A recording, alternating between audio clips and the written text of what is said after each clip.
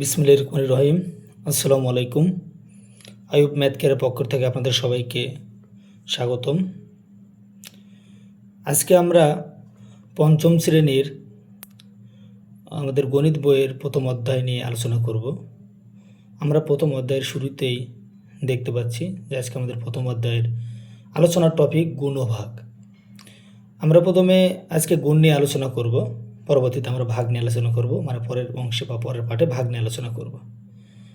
আমরা মোটামুটি ক্লাস 3 এবং 4-এ গুণ নিয়ে অনেক অঙ্কই বা অনেক জটিল জটিল সমাধান করে এসেছি, কিন্তু ক্লাস 5-এ ক্লাস 3 বা 4-এ আমরা গুণ নিয়ে যে আলোচনাগুলো করেছি তার থেকে একটু বড় সংখ্যার যে গুণগুলো, যেমন 4 সংখ্যা দিয়ে 4 সংখ্যাকে গুণ, 5 সংখ্যাকে 4 সংখ্যা দিয়ে গুণ, এরকম টাইপের যে গুণগুলো আছে সেগুলো আমরা আজকে ভেঙে ভেঙে করার চেষ্টা করব।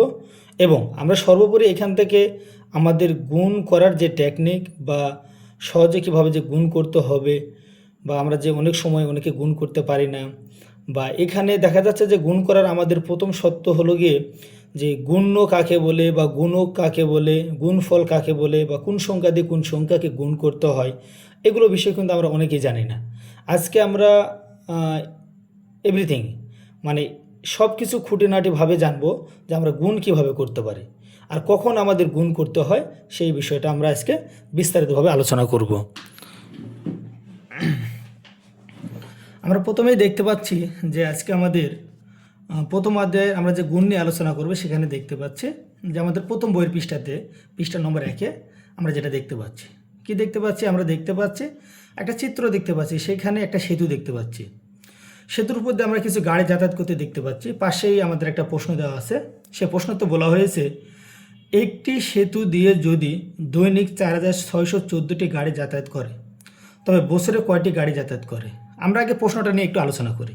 কি বলেছে যে একটি সেতু দিয়ে যদি দৈনিক কয়টি, কি বলেছে, আমাদের দৈনিক চেয়েছে, দৈনিক 4614টি গাড়ি যাতায়াত করে তবে বছরে বছরে কয়টি গাড়ি যাতায়াত করে।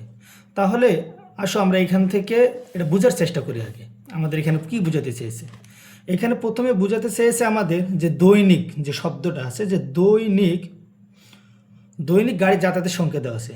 আসলে আমরা অনেকে হয়তো জানি না যে দৈনিক মানে কি, অনেকে শব্দটা অনেকের কাছে অপরিচিত হতে পারে, যে আমরা একদিন জানি, প্রতিদিন জানি, কিন্তু দৈনিক মানে কি। আসলে আপনারা যেটা জানেন সেটাই, কিন্তু দৈনিক মানে হলো প্রতিদিন, আর প্রতিদিন মানেই হলো কত, একদিন। তাহলে আমাদের উদ্দীপকে এখানে বলে দিয়েছে যে দৈনিক মানে একদিনে, দৈনিক মানে একদিনে 4614টি গাড়ি যাতায়াত করে। তাহলে একদিনে 4614টি গাড়ি যাতায়াত করে। তবে আমার থেকে উত্তর কী চেয়েছে, একদিনের কিন্তু চাইনি, আমার থেকে উত্তর চেয়েছে এক বছরে, বছরে বলেছে। আমরা সাধারণত জানি বছরে মানে এক বছর বোঝায়। কি বোঝায়, বছরে মানে এক বছর বোঝায়। তার মানে এক বছরে কয়টি গাড়ি যাতায়াত করবে সেটা আমাদের থেকে চেয়েছে। আসুন আমরা জানি, আমরা কি জানি, আমরা জানি এক বছর সমান সমান 365 দিন। তাহলে দেখো আমরা এখান থেকে দেখতে পাচ্ছি যে একদিনে গাড়ি যাতায়াত করে 4614টি। তাহলে আমাদের বলে দিয়েছে যে একদিনে গাড়ি যাতায়াত করে 4614টি, তাহলে এক বছর মানে 365 দিনে কতটি গাড়ি যাতায়াত করে। তাহলে অবশ্যই যদি একদিনে 4614টি গাড়ি যাতায়াত করে তাহলে 365 দিনে অবশ্যই গাড়ি বেশি যাতায়াত করবে।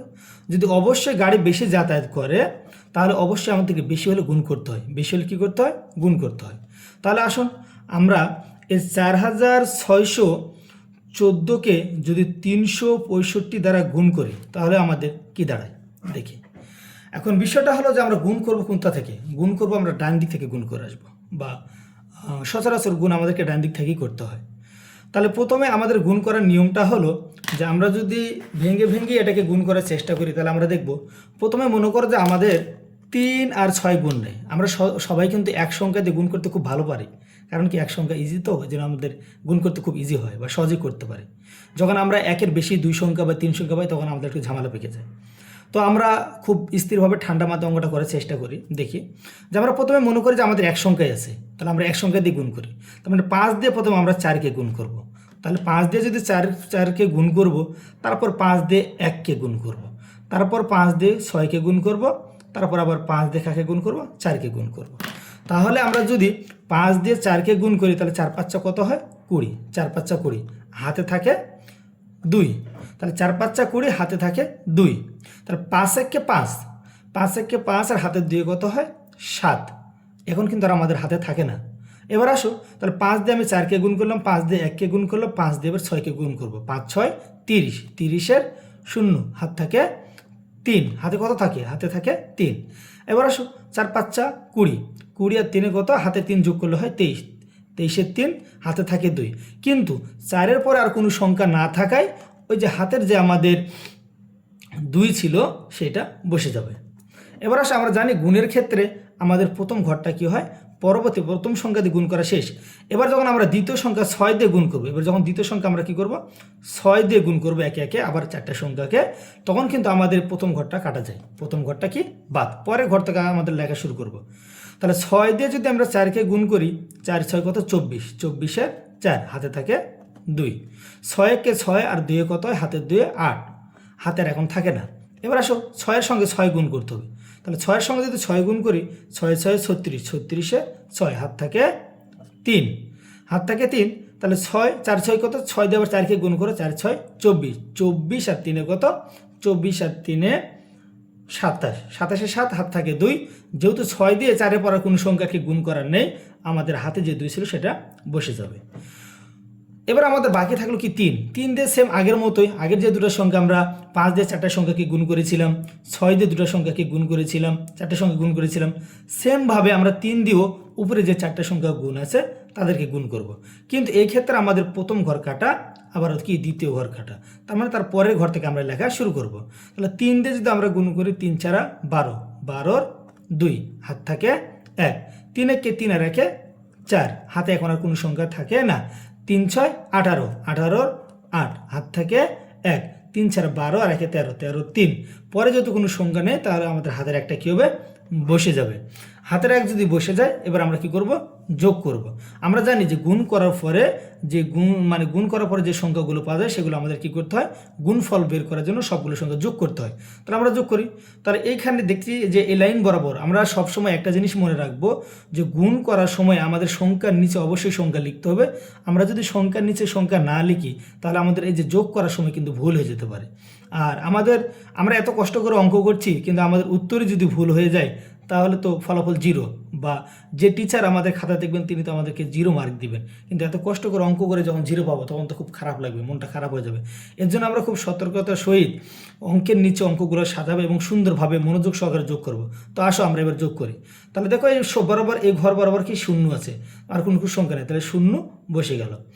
এই লাইন বরাবর দেখতে পাচ্ছি যে 7 আর 4 আছে, তার নিচে আর কোনো চিহ্ন নাই, সংখ্যা নাই। তাহলে 7 আর 4 যোগ করলে কত হয়, 11, 11-র 1, হাত থাকে কত, 11-র মধ্যে যদি 1 বসে গেছে তার হাতে থাকে কত, 1, হাতে 1 থাকে। ওই একটা পরের অঙ্কের সাথে যোগ হবে, নিচের যেটা আছে 2 আর 1 3, 8 আর 3 কত, 8 9 10 11, 11-র 1, হাত থাকে কত, 1, হাতে আবারও 1 থাকে। ওই একটা আবার 4-এর সঙ্গে যোগ করো 5, তাহলে 5 আর 6 কত, 11, 11 আর 3 14, 14-র 4, হাত থাকে 8, হাত থেকে 1, 8 আর 1 9, 9 আর 7 16, 16, 16 আর 2 কত, 18, 18-র 8, হাত থাকে 1, 3 আর 1 4, 4 আর 2 6, হাতে আর থাকে না, 1 করতে 1। তাহলে এটাই আমাদের উত্তর। তাহলে অর্থাৎ কি আমরা বলতে পারি, বছরে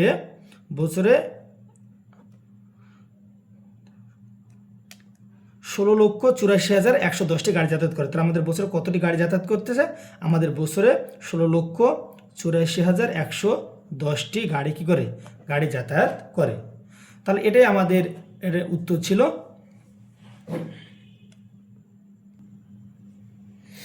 তাহলে আমরা দেখতে পাচ্ছি যে কি, যদি একদিনে 4,614টি গাড়ি যাতায়াত করে তাহলে আমাদের বছরে মানে 365 দিনে 16,84,110টি গাড়ি কী করে যাতায়াত করে। আমরা সহজভাবে এই গুণটি শেখার চেষ্টা করেছি, জানি না, আশা করি সবাই বুঝতে পেরেছো এবং এরপর থেকে সবাই মানে ইজিলি গুণ করতে পারবা। কিন্তু আমরা একটা জিনিস আরেকটু জানতে আমাদের বাকি আছে, বা আমরা আরেকটু জিনিস বিস্তারিত জেনে নিই, যে আমরা যে গুণটা করলাম, এই যে 5 দিয়ে 4কে, 5 দিয়ে 1কে, 5 দিয়ে 6কে, 5 দিয়ে আবার 4কে গুণ করলাম, তো আমি কেন এটা করলাম, ঠিক আছে? এই যে আমি যাকে গুণ করলাম তাকে কি বলা হয়, যে সংখ্যা দ্বারা গুণ করলাম তাকে কি বলা হয়, লাস্টে যে আমি গুণ করার পরে সবগুলো সঙ্গে যোগ করে উত্তর বের করলাম এটাকে কি বলা হয়, এগুলো সম্পর্কে আমরা এখন একটু জানবো। চলো আমরা পরের পৃষ্ঠাতে চলে যাই। তো আমরা পরের পৃষ্ঠায় প্রথমে দেখতে পাচ্ছি যে আমাদের এখানে কি লেখা আছে, গুণ্য লেখা আছে। আসলে গুণ্য জিনিসটা কি? তো গুণ্য জিনিসটা হলো যে সংখ্যাকে অন্য সংখ্যা দ্বারা, যে সংখ্যাকে অন্য সংখ্যা দ্বারা গুণ করা হয়। কি করা হয়? গুণ করা হয় তাকে গুণ্য বলে। দেখো তাহলে আমরা কি দেখতে পাচ্ছি, যে গুণ্য জিনিসটা কি, যে সংখ্যাকে অন্য সংখ্যা দ্বারা গুণ করা হয় তাকে গুণ্য বলে। যেমন কীরকম হতে পারে, যেমন ধরো আমি এই 4কে 3 দ্বারা গুণ করছি, 4কে কি করছি, 3 দ্বারা গুণ করেছি। তাহলে আমি কাকে গুণ করতেছি, 4কে কত দ্বারা, 3 দ্বারা গুণ করছি। আমাদের এখানে বলে দিয়েছে যে সংখ্যাকে অন্য সংখ্যা দ্বারা, যে সংখ্যাকে, তার মানে আমার 4 সংখ্যাটা এখানে নির্দিষ্ট, এই 4 সংখ্যাটা নির্দিষ্ট, এই 4 সংখ্যাকে আমি অন্য একটা সংখ্যা, কোন সংখ্যা, এই 3 সংখ্যা দ্বারা কি করতেছি, গুণ করতেছি। গুণ করে আমি উত্তর পেলাম কত, 12। তাহলে এই যে 4 সংখ্যাকে আমি যে 3 সংখ্যা দ্বারা গুণ করতেছি, তাহলে এই 4 সংখ্যাটাকে বলা হবে কি, এই 4 সংখ্যাকে বলা হবে গুণ্য। এবার গুণক কি? গুণক বলেছে যে সংখ্যা দ্বারা গুণ করা হয়। গুণক কি? যে সংখ্যা দ্বারা গুণ করা হয় তাকে গুণক বলে। তার মানে তাহলে গুণক জিনিসটা কি, যে সংখ্যা দ্বারা গুণ করা হয় তাকে গুণক বলে। উপরে যে আমরা গুণের ক্ষেত্রে যে উদাহরণটা দেখলাম ওটা দেখি আরেকবার আমরা দেখার চেষ্টা করি। যেমন 4 গুণিত 3, 3 4 কত, 12 হয়। তাহলে এই যে 4 একটা নির্দিষ্ট সংখ্যা ছিল, এই সংখ্যাকে আমি 3 দ্বারা গুণ করতেছি। কত দ্বারা গুণ করতেছি? এই সংখ্যাকে আমি 3 দ্বারা গুণ করতেছি। তাহলে এই 3 সংখ্যাটাকে বলা হবে কি, 3 সংখ্যাকে বলা হবে গুণক। 3 সংখ্যাকে বলা হবে কি, গুণক। তাহলে এইখান থেকে আমরা দেখতে পাচ্ছি, উদাহরণ থেকে দেখতে পাচ্ছি 4 একটা নির্দিষ্ট সংখ্যা, এই সংখ্যাকে আমরা অন্য একটি সংখ্যা 3 দ্বারা গুণ করতেছি। তার মানে 4 আমাদের একটা নির্দিষ্ট সংখ্যা, এই নির্দিষ্ট সংখ্যাকে আমরা অন্য একটা সংখ্যা 3 দ্বারা গুণ করতেছি। তাহলে এই 4টাকে, এই নির্দিষ্ট সংখ্যাটাকে বলা হচ্ছে গুণ্য, আর অন্য যে সংখ্যা দ্বারা আমরা গুণ করতেছি সেটাকে বলা হচ্ছে কি, সেটাকে বলা হচ্ছে গুণক। এবার আসো, এই যে গুণ্যকে যখন গুণক দ্বারা গুণ করলাম তখন আমরা একটা উত্তর পেয়েছি, এটাকে কি বলা হয়, গুণফল বলা হয়। তাহলে গুণফল কাকে বলে? গুণ্যকে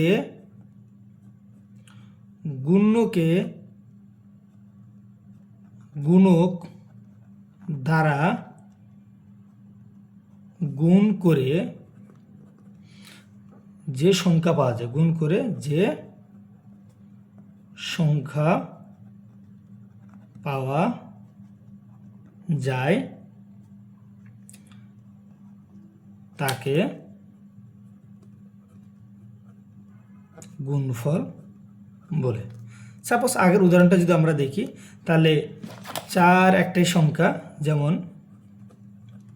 4 একটি সংখ্যা, 3, এই 3 4 কত, 12। তাহলে এই সংখ্যাতে আমরা কি বলতে পারছি, এই 4কে বলতে পারছি, 4কে আমরা বলছি গুণ্য, 4 সংখ্যাটাকে আমরা বলছি গুণ্য, 3 সংখ্যাটাকে আমরা বলেছি কি, গুণক, 3 সংখ্যাকে বলছি গুণক।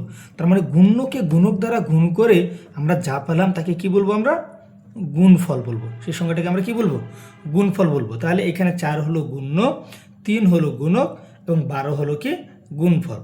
তো আমার আশা করছি আমি যে আপনারা এই যে গুণ্য, গুণক, গুণফল এবং গুণ করার যে নিয়ম সেটা ইজিলি শিখতে পেরেছেন। আশা করি আপনারা এরপর থেকে কী করতে পারবেন, সহজভাবে গুণ করতে পারবেন।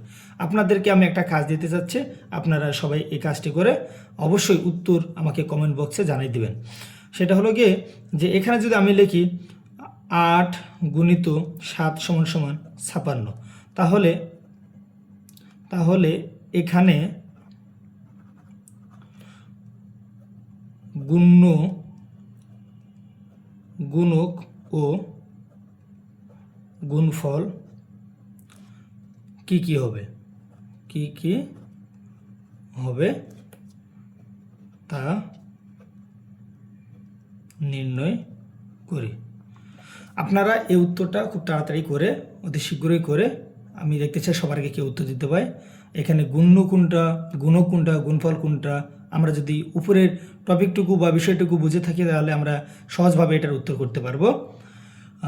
আজকের ক্লাস এ পর্যন্তই।